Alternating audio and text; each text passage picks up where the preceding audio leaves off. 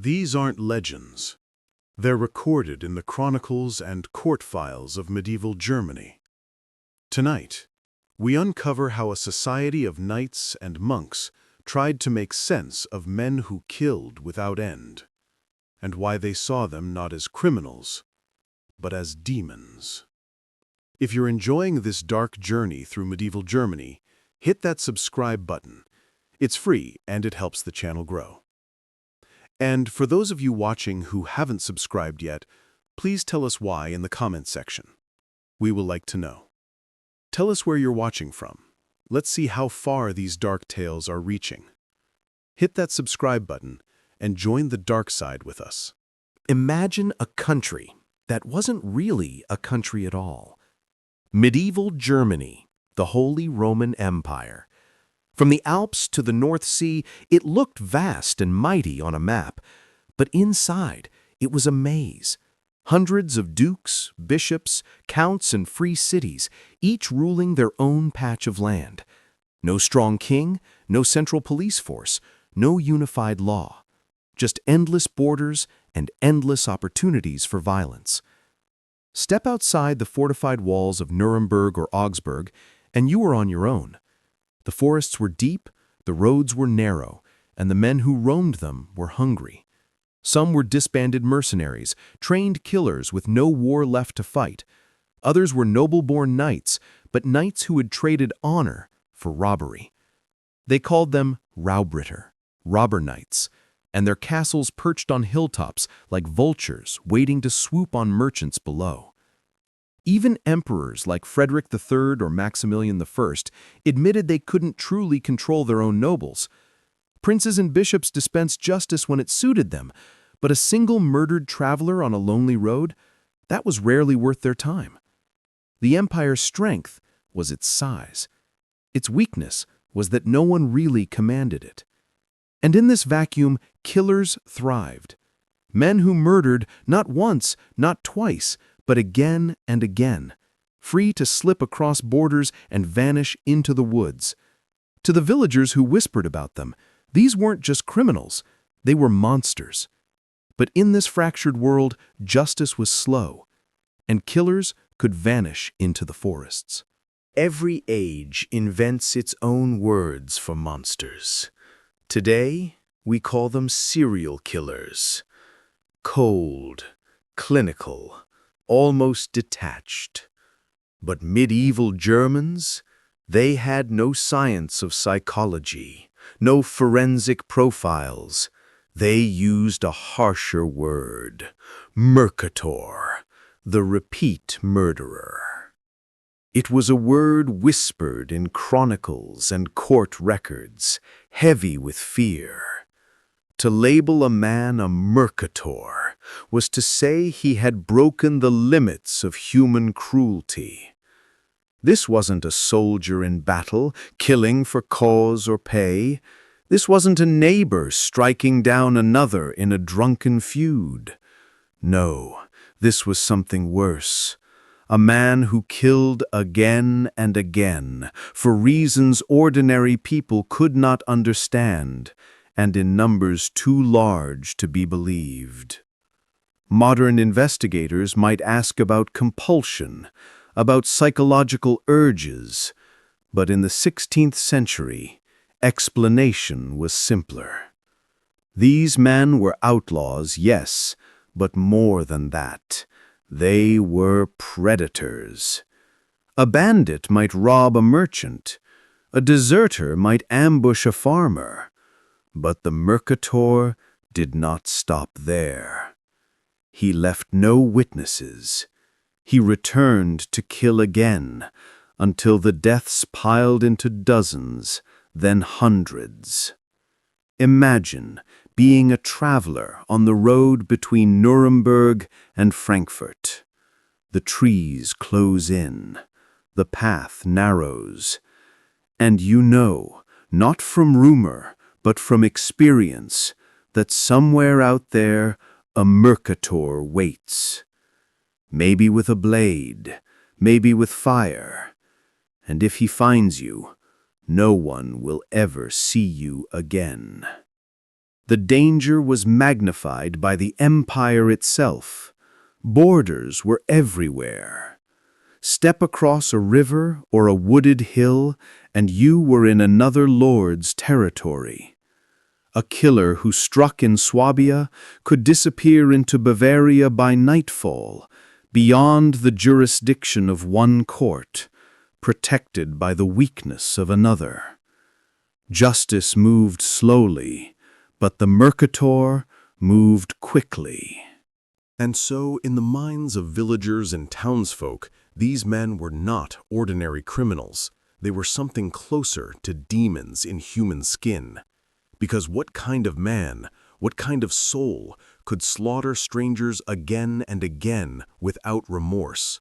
Was he driven by hunger, by greed, or by something darker?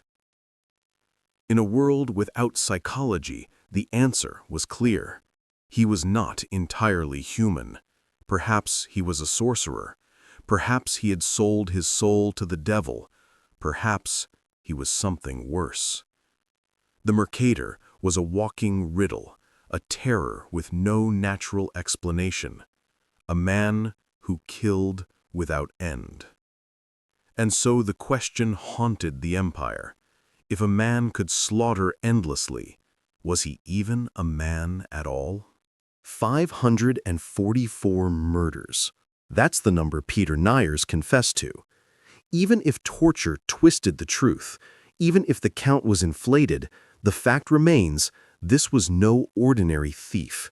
This was Germany's most feared outlaw. But who was he? To answer that, we have to step back to the 1570s, a time when the Holy Roman Empire was unraveling at the seams. The 30 Years' War hadn't yet begun, but the empire was already bleeding. Armies of mercenaries wandered the countryside after every campaign. Soldiers without masters, trained only to kill. They looted villages, robbed merchants, and when their pay ran out, they turned their swords on the very people they once defended. Niers was one of them, a soldier first, a mercenary. He learned the trade of war, how to fight, how to ambush, how to live off the land. But when the war ended, so did his wages, and men like him faced a choice: starve or steal. Most chose theft. Some, like Niers, chose something worse. At first, he blended in with the bands of disbanded fighters roaming Swabia and the Rhineland. They were ragged, armed to the teeth, their loyalties shifting as easily as their names. Niers quickly rose in their ranks, not because he was the strongest, but because he was cunning. He understood how to disguise himself, sometimes as a wandering soldier, sometimes as a humble beggar, even as a leper. No one knew which face was truly his. Contemporaries wrote that he learned his craft from older brigands, like Martin Stier, who led a notorious gang of 49 robbers across the empire. Stier was executed in 1572, but Niers inherited more than his weapons. He inherited his legend. By the late 1570s, Niers wasn't just another outlaw. He was a leader. He commanded gangs that could swell to 24 men, then scatter like smoke across the countryside. They robbed travelers, stormed farmhouses, even besieged inns. They struck fast, disappeared faster, and always left bodies behind. But robbery alone didn't make Niers infamous. Hundreds of bandits prowled Germany's roads. What made him unforgettable, what turned his name into a nightmare, was the way he killed. It wasn't the greed of an outlaw. It was something darker. And as Germany soon discovered, Peter Niers was no ordinary thief. He was a monster in human form. Peter Niers was not the kind of outlaw who lived in the shadows of the forest, easily spotted, sword in hand. He was more dangerous than that. He was a chameleon, a man who could walk through a crowd, sit at a tavern table, and no one would guess they were sitting beside a killer. One day, he might appear as a soldier, his armor dented, his face scarred, claiming to be a veteran of some long-forgotten campaign. Another day, he was a beggar, cloaked in rags, limping along the roadside, hand outstretched for alms. At times, he even took on the guise of a leper, face swaddled in cloth, body hunched and trembling, the sort of figure no one dared approach too closely. Every disguise was a weapon, each one a mask that let him move unseen. It was said that Niers could change not just his clothes, but his very mannerisms. He could speak like a peasant or curse like a soldier. He could play meek, humble, or menacing. Even officials admitted he was a master of deception, and that made him almost impossible to catch. Eyewitnesses described him in fragments, a scar on his chin, crooked fingers, a man with money always hidden in his pockets, but never the same face twice. Pamphlets warned townsfolk to look for the stranger who seemed to belong everywhere and nowhere at once, the man who might smile at you in an inn, then slit your throat outside its door.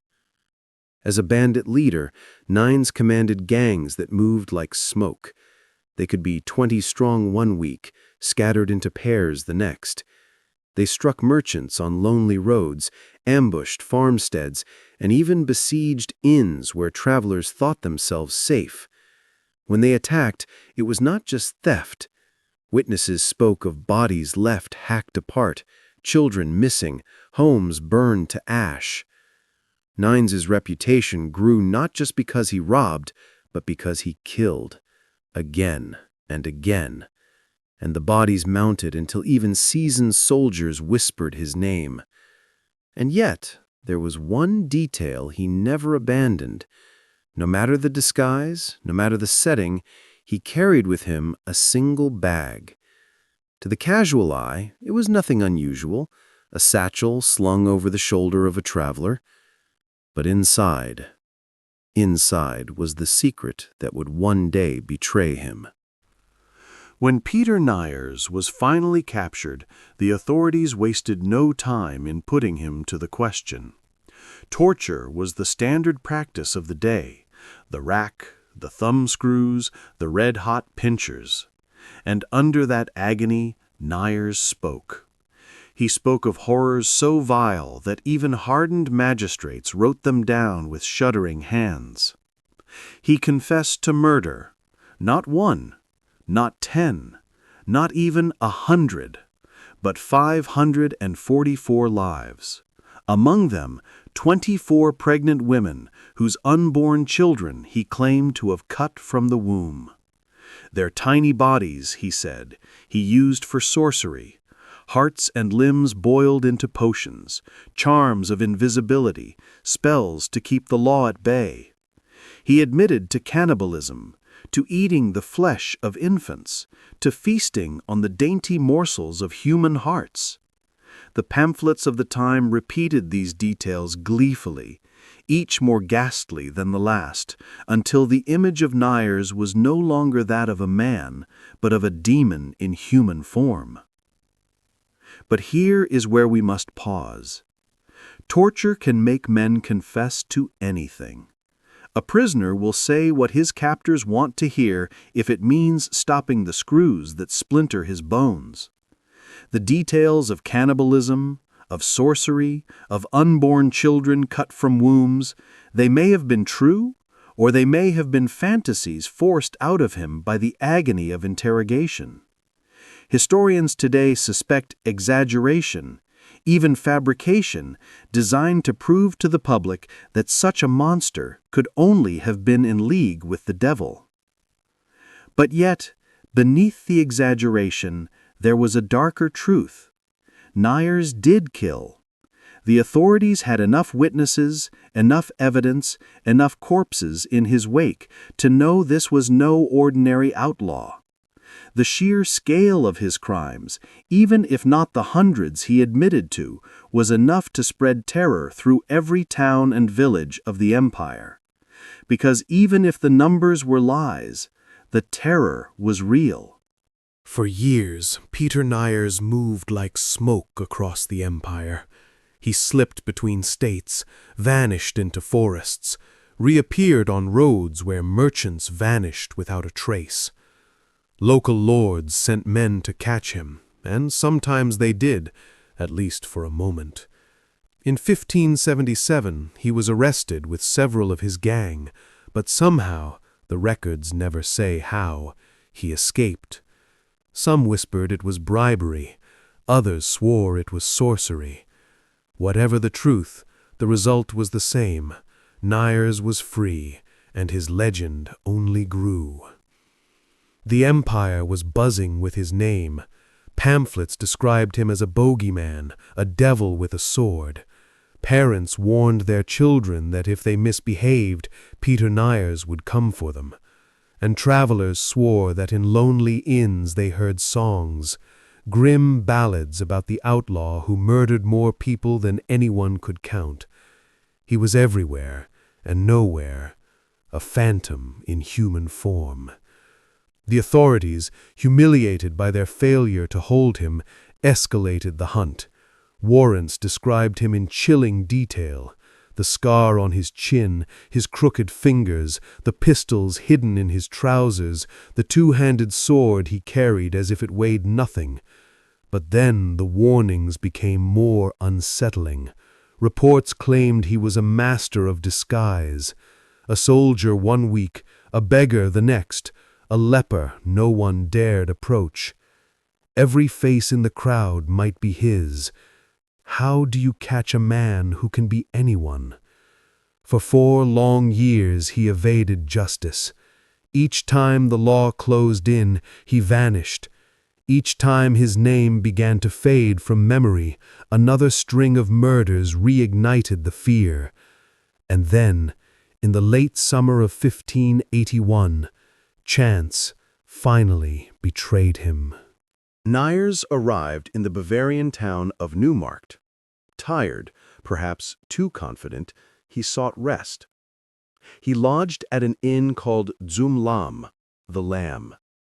For 2 days he relaxed, convinced the hunt had grown cold. On one of those days, he visited the public bathhouse, leaving behind his traveling satchel in the care of the innkeeper.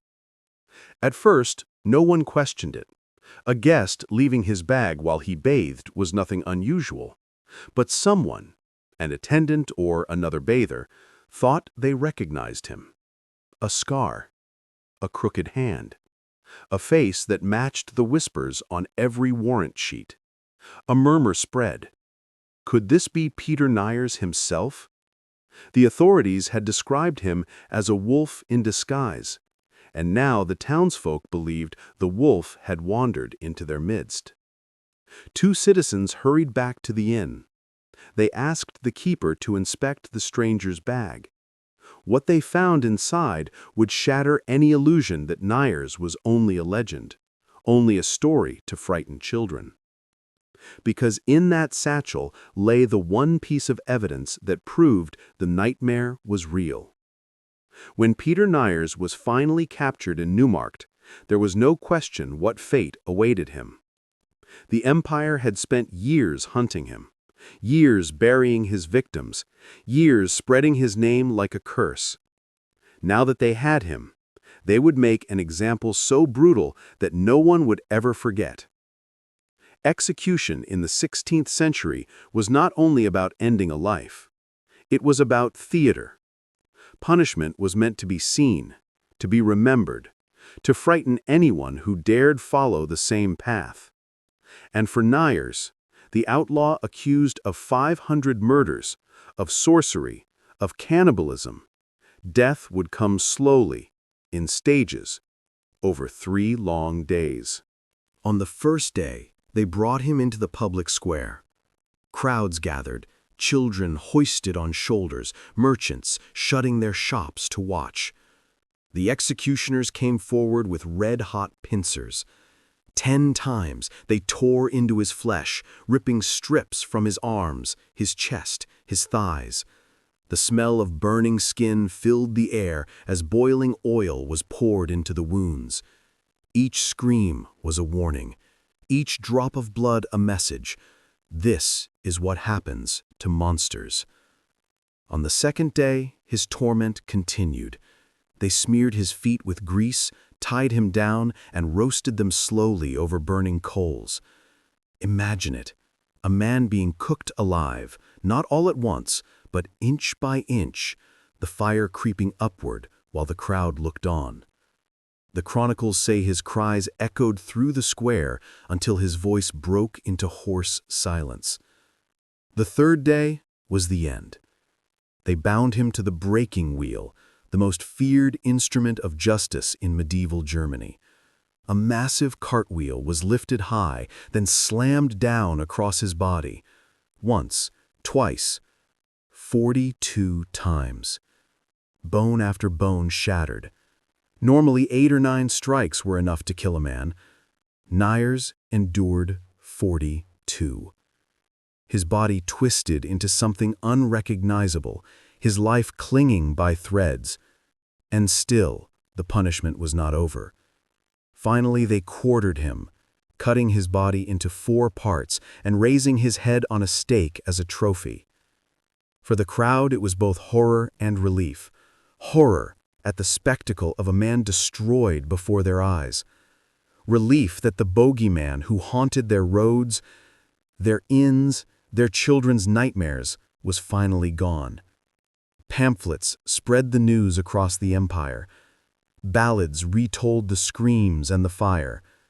Peter Niers had died as monstrously as he had lived. But here is the chilling truth.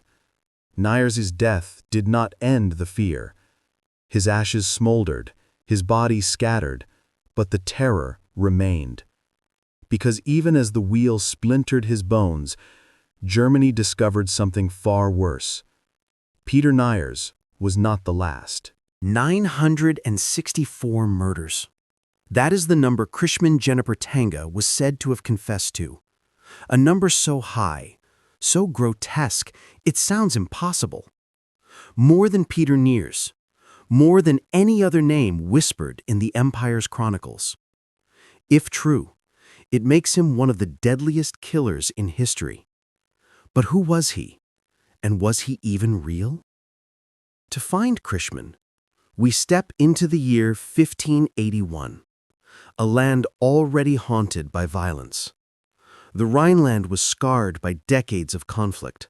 Soldiers roamed the countryside between campaigns, their wages spent, their loyalty for sale.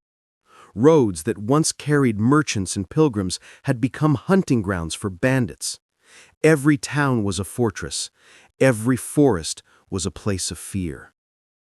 But this was also the age of the pamphlet, the cheap printed sheet that carried news, rumor, and horror from one village to the next. The presses of Augsburg, Cologne, and Strasbourg churned out stories of miracles and monsters, of witches, werewolves, and bandits, so cruel they seemed less than human. It was in these flimsy, ink-stained pages that the name Christman first appeared. The tale was almost too much to believe. A cave in the woods, hidden from sight. Inside, supplies stolen from travelers, barrels of wine, sacks of grain, weapons, coin.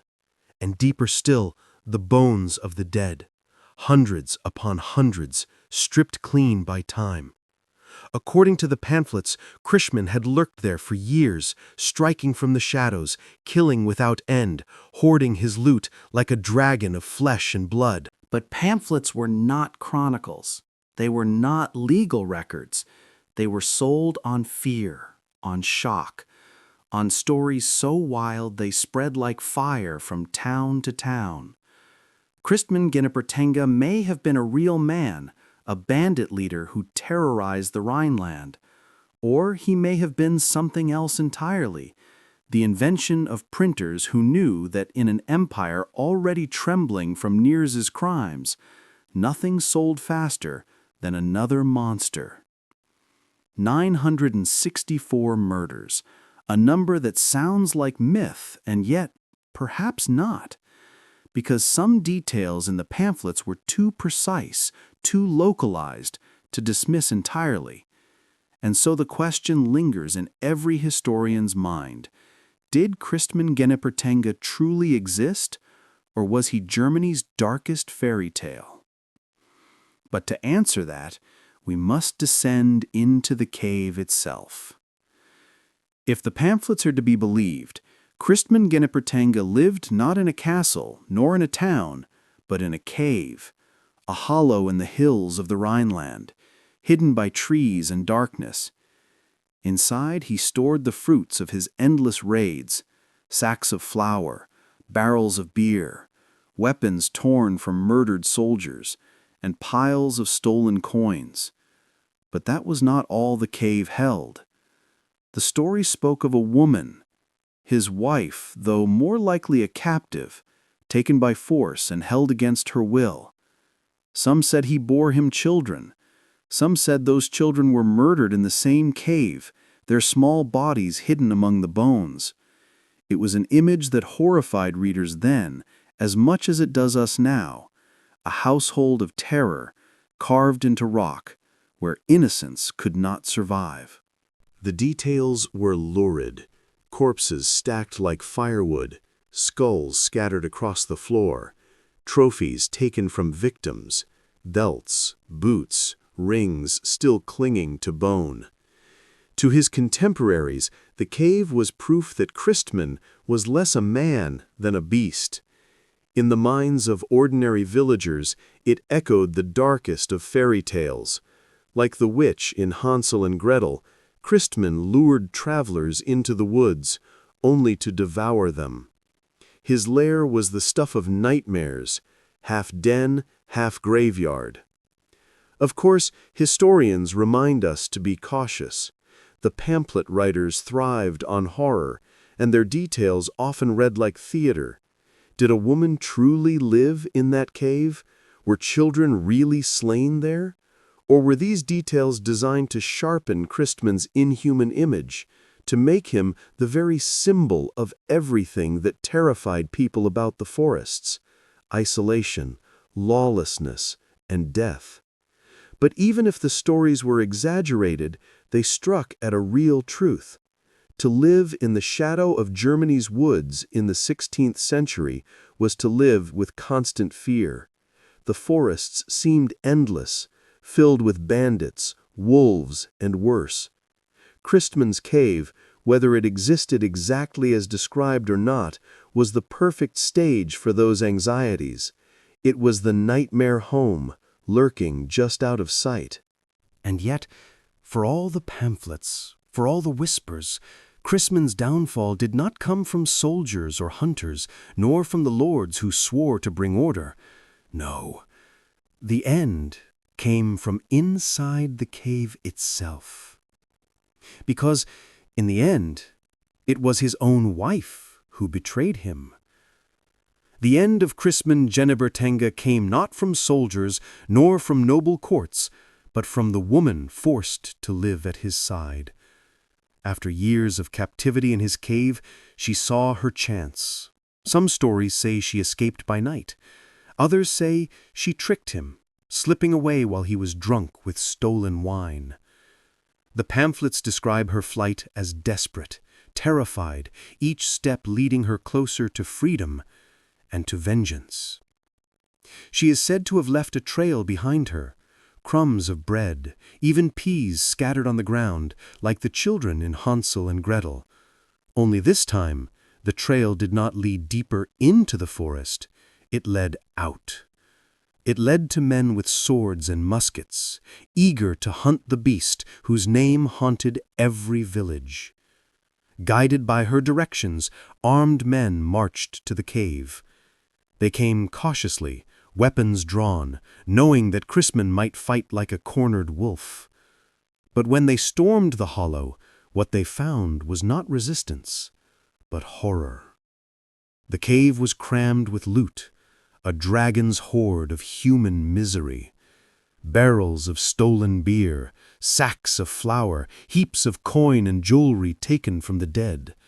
Clothing and boots lay stacked in piles, each pair a silent witness to a life cut short. And among these grim trophies were bones. Bones upon bones, skulls cracked and gnawed, limbs scattered as if tossed aside after a feast. But perhaps the most damning object was not the treasure or the corpses. It was a book, a diary, the pamphlets say, kept by Christman himself. In it he recorded his crimes, names, places, dates, and at the end of its pages a final tally. 964. A number so vast it beggared belief. More than an army could kill in a battle. More than famine or plague might take in a village.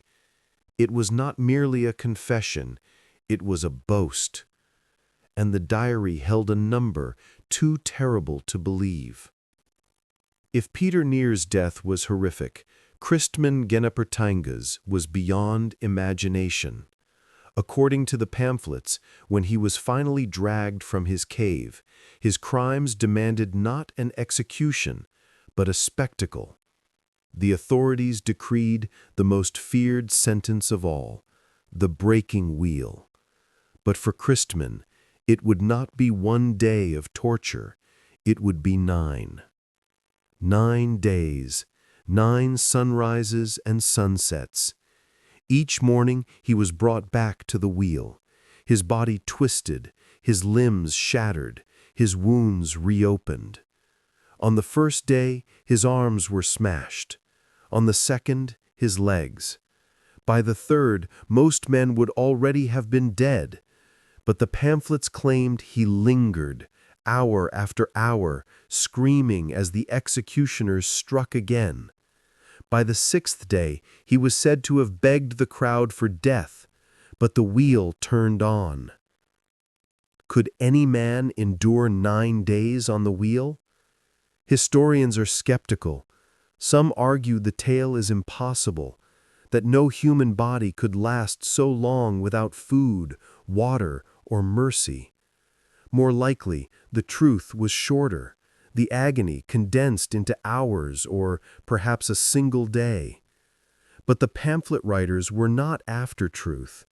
They were after justice, or at least the image of it. To 16th century readers, the idea that Christman survived 9 days was not biology, it was theology. His prolonged suffering was proof of divine judgment, evidence that God himself refused him a quick death. Each crack of bone was a sermon, each scream a warning. His body became a living text written in blood, declaring to all who watched, sin brings torment, and the devil's servants will not escape. By the 9th day, the story goes, Christman's body was no longer that of a man. Twisted, mangled, unrecognizable, he was finally granted the mercy of death. His remains were scattered, his name immortalized, not as a hero or even a man, but as a monster. But here lies the deeper truth. Whether Christman truly endured 9 days, or whether it was a tale spun by printers to terrify readers, the effect was the same. His legend was sealed. He was no longer just a bandit. He was Germany's own ogre, a fairy tale fiend dressed in human skin, crushed on the wheel for all eternity. And yet, as the crowds dispersed, as the pamphlets spread, as his ashes cooled, Germany's nightmare was far from over, because the next monster was waiting, and this one wore a wolf skin. In the late 1580s, terror swept through the Rhineland. Women and children were found torn apart, their bodies mauled as if by wild beasts. Some were ripped limb from limb. Others lay half-devoured, their bones gnawed and broken.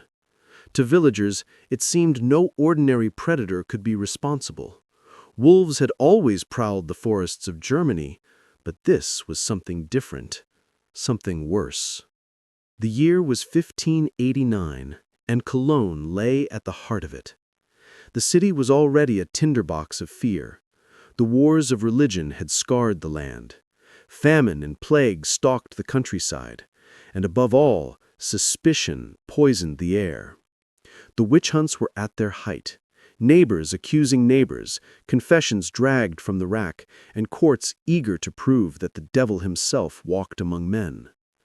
Werewolves were no longer just tales told around the fire. Pamphlets circulated stories of men who changed shape under the devil's command, hunting the innocent beneath the full moon. Each new mutilated body seemed to confirm the whispers. A werewolf was loose in Bedberg, and no one was safe. Rumors thickened into certainty. Some swore they had seen a creature with the strength of a man and the hunger of a beast. Others whispered of satanic pacts, of magic belts that gave a man the power to become a wolf at will. In an age when faith and fear blurred together, such stories needed no proof. Fear was proof enough. And then came the most shocking suspicion of all. The trail of bodies, the whispers of sorcery, the fear of the beast in the woods, all of it began to circle not around an outcast or a stranger, but around a man respected in his community. A farmer, a father, a man whose name was Peter Stumpf. Under torture, Peter Stumpf confessed to horrors that froze the blood of his neighbors. He admitted to 16 murders, not strangers on the road, but women and children from his own community. He described tearing at their flesh with his teeth, devouring their hearts raw and bloody, leaving their remains scattered like the prey of a beast. And then came the darkest admission of all. He claimed to have eaten his own son. The court record goes further. Stump spoke of incest with his daughter, of violating his own kin, as if no taboo could restrain him. He claimed that his appetite for flesh and for sin had no end. But when pressed for the source of such unnatural desires, he gave an answer that horrified, even in an age steeped in witch hunts. He said he had made a pact with the devil himself. According to his confession, the devil appeared to him years before, offering gifts in exchange for his soul. Chief among them was power. Power to become a wolf at will, to stalk the fields and forests under a cursed shape. And with this power, Stump claimed, he had hunted not deer or boar, but men, women, and children. He did not strike once and repent. He struck again and again, until Bedberg trembled at every snapped twig in the night. Yet here we must pause. Torture can twist a man's tongue into any shape the executioners demand. A rack, a screw, a flame, all could make the innocent confess to crimes they never dreamed of. And pamphlet writers, eager to sell stories of the devil's work, could sharpen every word into something even more grotesque. How much of Stump's confession was truth, and how much was propaganda designed to terrify the faithful? The answer may never be known, but one thing is certain. In the autumn of 1589, the people of Cologne believed him guilty. His confession, whether wrung from agony or freely given, became a weapon against him. It painted him not just as a killer, but as a beast in human form. And yet, even amid the blood and blasphemy, one detail stood out above all the others. Stump insisted he had not acted alone. He claimed the devil had given him a tool, a magical wolf's belt woven with sorcery that allowed him to change his very shape. And with that, the man became the werewolf of Bedberg. By the autumn of 1589, Bedberg had decided Peter Stumpf was no longer a man, but a monster. His trial was swift, his guilt assumed. The confession, wrung from him under torture, was enough to damn him in the eyes of the court. But his execution would not simply be justice, it would be theater, a warning written in blood and fire. On the appointed day, the townsfolk gathered in their hundreds. The square filled with merchants, mothers, children perched on shoulders. They had heard the pamphlets, they had whispered the rumors, and now they had come to see the werewolf die. The air buzzed not with pity, but with morbid anticipation. First came the breaking wheel. Stump was bound to the great cartwheel, his limbs stretched out, his body splayed like a grotesque star. The executioner took up a heavy iron cudgel. Once, twice, again and again he struck, shattering Stump's bones, twisting his body into angles no human form could bear. Each blow was meant to echo the lives he had broken. Some said 16 strikes, one for each of his victims. Others claimed far more. But the punishment did not end there. Still bound to the wheel, his flesh torn and his bones broken, Stump's head was struck from his shoulders with the swing of a sword.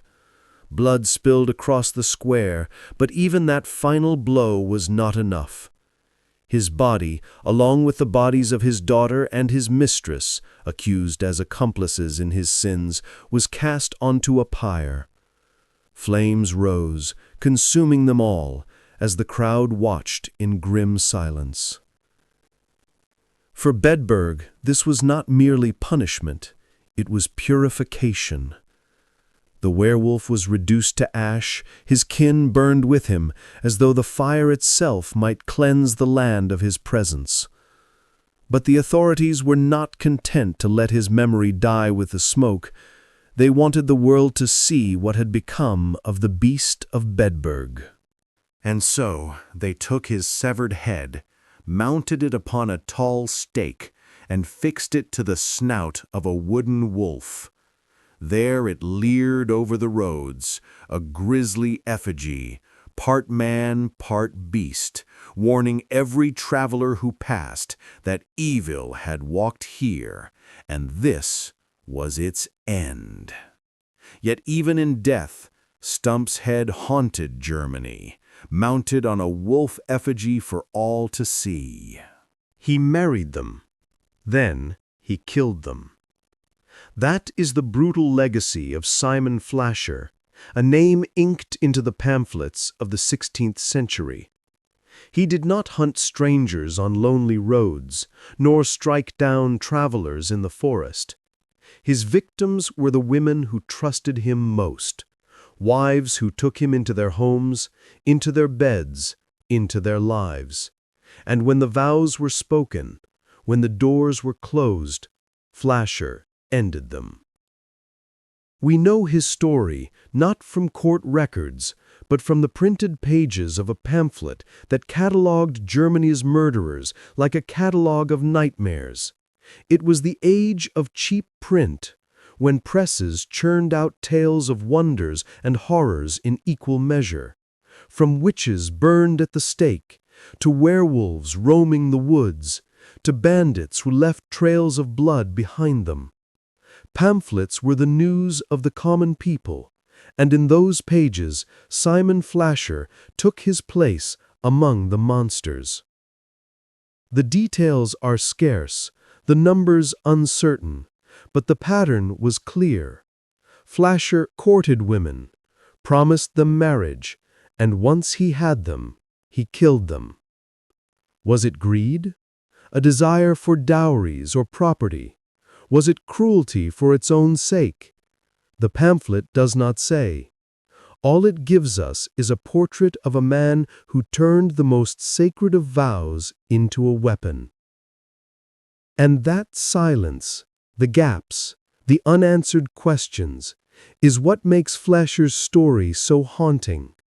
He could be anyone, a neighbor, a suitor, a husband, a man who smiled at the altar, then tightened the noose once the ceremony was done. But the pamphlets did not dwell on him for long. He was a dark figure, yes, but he was only one name in a much longer list. Because the presses of 16th century Germany did not print one monster, they printed dozens, and each page promised more blood than the last. For Simon Flasher was only one among many. Not every monster of Germany's past was born in the shadows. Some once rode proudly in the light. Hans of Eppingen, or Hans Trap as legend would later call him, began not as an outlaw, but as a knight. He bore arms, held lands, and lived as part of the empire's ruling class. But like so many of his age, wealth slipped through his fingers, debts mounted, and honor turned to hunger. And so the knight became a robber. Pamphlets and chronicles tell us that Hans preyed on merchants and peasants alike, striking from his stronghold, squeezing ransoms, and leaving behind corpses when resistance rose. To his victims, he was not a nobleman fallen on hard times. He was a predator in armor, proof that even the so-called guardians of order could become wolves among the flock. But crime does not end with death. Memory twists it, whispers retell it, and soon Hans of Eppingen's story grew larger than life. In the villages of Alsace and the Rhineland, he was no longer a robber knight. He was an ogre, a fiend who lured children into the dark. The man became a myth, and the myth became a warning. Parents whispered the name Hans Trap to their children. Behave, or Hans will come for you. Over time, the line between history and legend blurred. Was he a robber knight brought down by justice, or a devil roaming the countryside in human form? We cannot be certain. What we do know is this. Germany's forests and castles produced not just criminals, but cautionary tales. Men whose cruelty was too great to fade, whose stories grew teeth long after their bodies turned to dust. And as the centuries passed, the stories did not soften, they sharpened. Hans of Eppingen was remembered not simply as a robber knight, but as a child-eater, a bogeyman stalking winter nights alongside the Krampus and other demons of folklore. A man's crimes had been recast as eternal punishment, his name blackened into something inhuman. And the myths only grew darker. What do we make of these stories?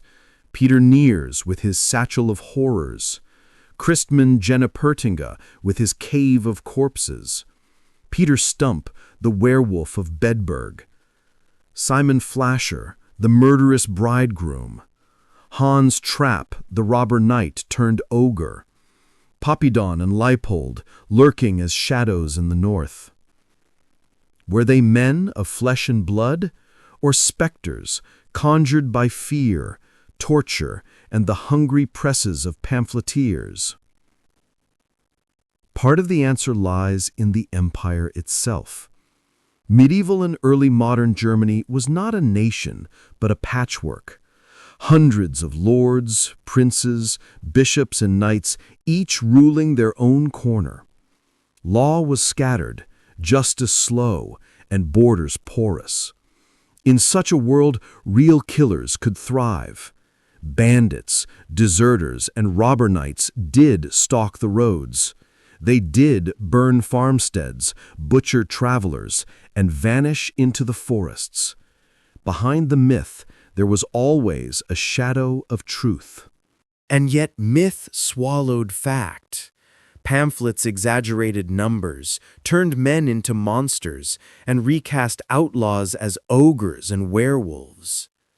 Execution grounds became theaters of horror, where justice was stretched into spectacle. Pincers tearing flesh, wheels breaking bones, heads mounted on stakes. The punishment was never just about the criminal. It was about the crowd. It was about fear. Fear was the empire's glue. Fear of the devil, fear of witches, fear of werewolves, fear of neighbors who might suddenly seem inhuman. And in that fear, the stories of Niers, Christman, Stump, Flasher, Hans Trapp, Papidon, and Leipold lived on.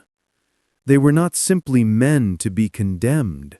They were warnings, lessons, proof that evil could live anywhere, in a knight's castle, in a peasant's hut, even in the shape of a respected farmer. Generations later, their names still echo. Hans Trapp became a winter demon, scaring children into obedience. Peter Stumpf's wolfish crimes bled into Europe's werewolf lore, feeding centuries of tales. Christman's 9-day wheel torture, impossible as it seems, was retold as proof that divine justice could stretch beyond death itself. And Peter Niers, his satchel of hands, his disguises, his endless murders, still lingers as one of the darkest figures in Europe's criminal past. But perhaps the most haunting truth is this: in remembering them, in retelling their crimes, we keep them alive. We preserve their legends as much as their realities. The robber knight becomes the ogre. The outlaw becomes the werewolf. The bandit becomes the boogeyman. And in this way, medieval Germany remains suspended between history and nightmare, where fact and folklore bleed together like blood into soil. So when we ask, were these monsters real? The answer is both yes and no. Yes, there were killers, real and brutal, who left bodies in forests and caves. Yes, there were trials and executions, confessions carved out by torture. But no, they were not monsters of flesh alone. They became myths, legends, shadows larger than life. They became Germany's darkest fairy tales. And perhaps that is the final warning they leave us. Because while their bones turned to ash centuries ago, the fear they embodied has never died. Even today, when we walk a lonely road, when the forest closes in, when the night seems too still, the thought creeps in. Somewhere, just beyond the tree line, the monster waits. Because in Germany, as in every land, the lesson was the same. Killers were everywhere. Why did Germany's killers become monsters? Why did Peter Stumpf become the werewolf of Bedburg? Why did Hans Trapp become an ogre? Why did pamphleteers paint Niers and Christman not as men, but as demons?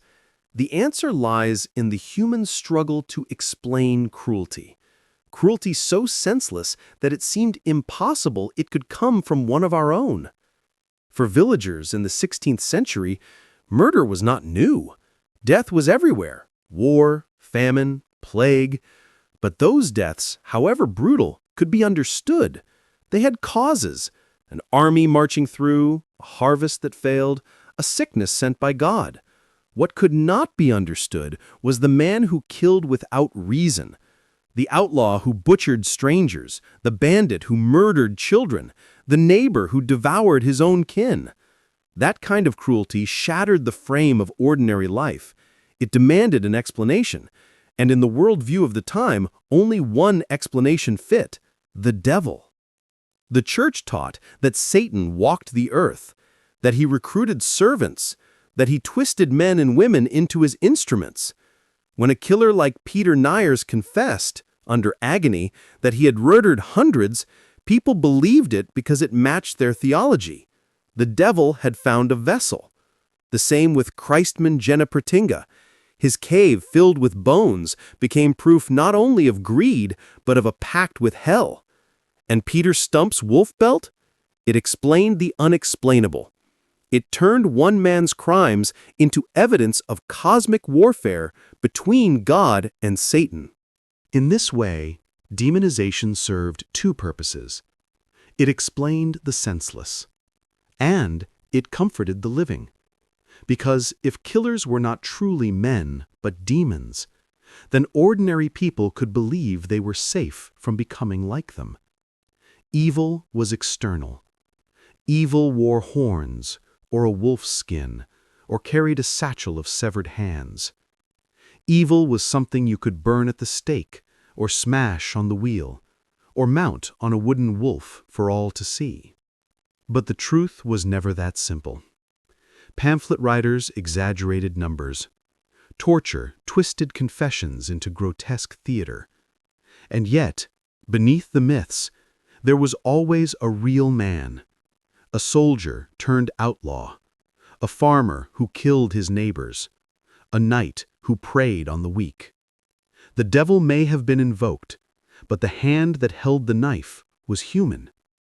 And that is why the stories remain so unsettling, because the villagers of Germany wanted to believe they lived among saints and sinners, men and demons, good and evil. But what they lived among was something far harder to face. Men who chose to kill, who chose cruelty, without the devil's help at all. And so we must ask the question they could not bear to speak aloud. What if they weren't demons? What if they were us? Before podcasts, before documentaries, before headlines screaming of murder in bold print, there were pamphlets. Thin, cheap sheets of paper, sold for pennies at markets, carried from town to town, filled with tales of killers so grotesque they blurred the line between truth and nightmare. They were, in every sense, the world's first true crime stories. In the 16th century, literacy was spreading.